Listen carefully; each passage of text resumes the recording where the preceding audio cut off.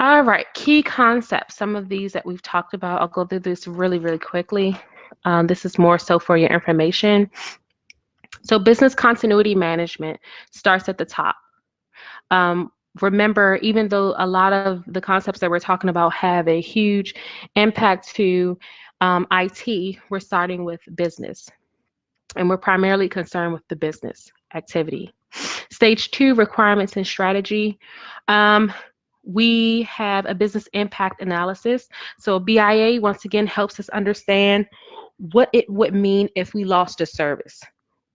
How does that impact the business? What does it mean if we lose certain service components? How does that impact the business? In stage 2, we're also um, performing our risk assessment and risk management activities, and we're developing a business continuity strategy based on all the information that's been discussed.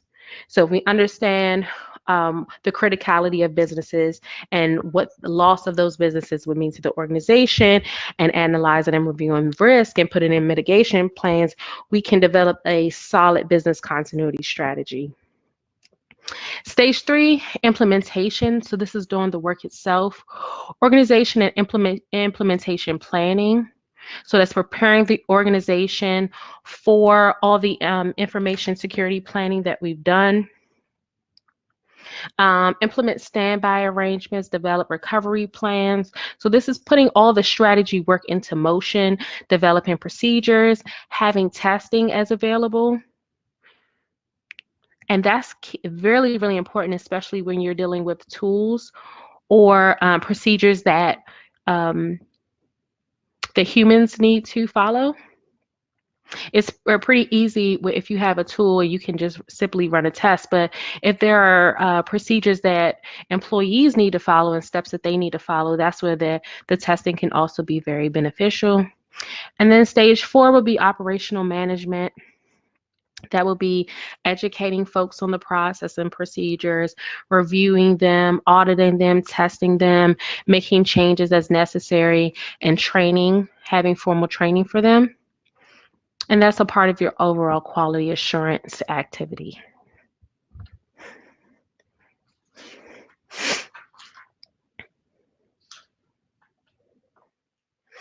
Okay, possible recovery options.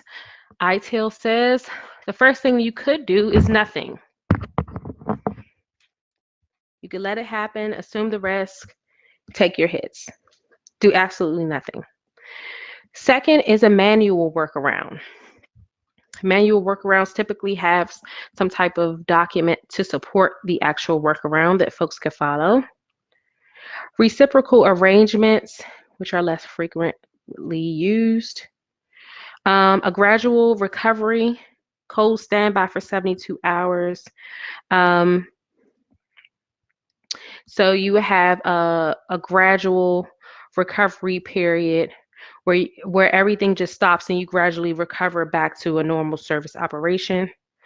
A fast recovery, where you have a place and a space to recover as soon as possible, usually within 24 hours.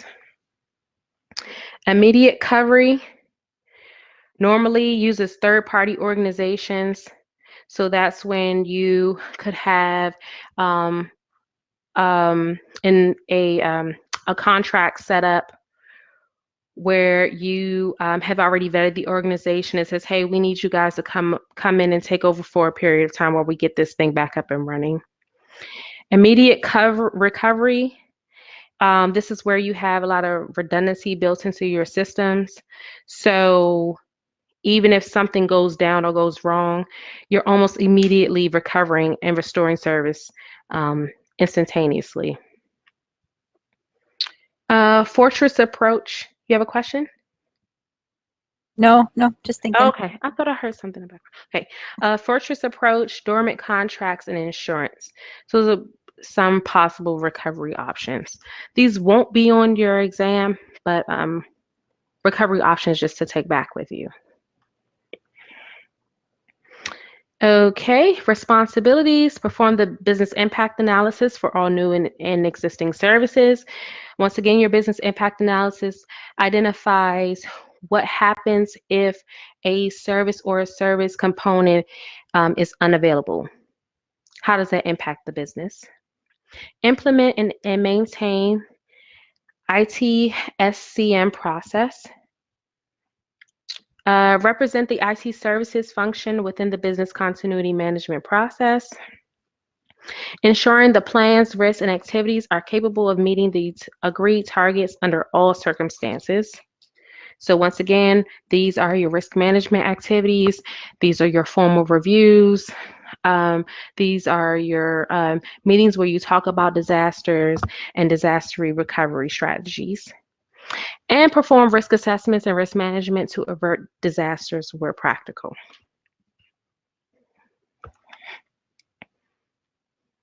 Any questions? Nope. Okay. The major output from the service design process is the service design package. So we've talked about all the processes involving service design. The major output of this process is the service design package, also called the SDP. The service design package documents and defines all aspects of an IT service and its requirements through each stage of its life cycle. So it walks a service and all of its requirements through each stage of its life cycle. So if you have an established life cycle on your project, service design package walks that service through each phase of your life cycle. So it understands, okay, in our planning phase, what do we need? What does this look like? Who's involved? What do we provide to our customer? Are there any suppliers involved? And so it walks through every phase of the life cycle.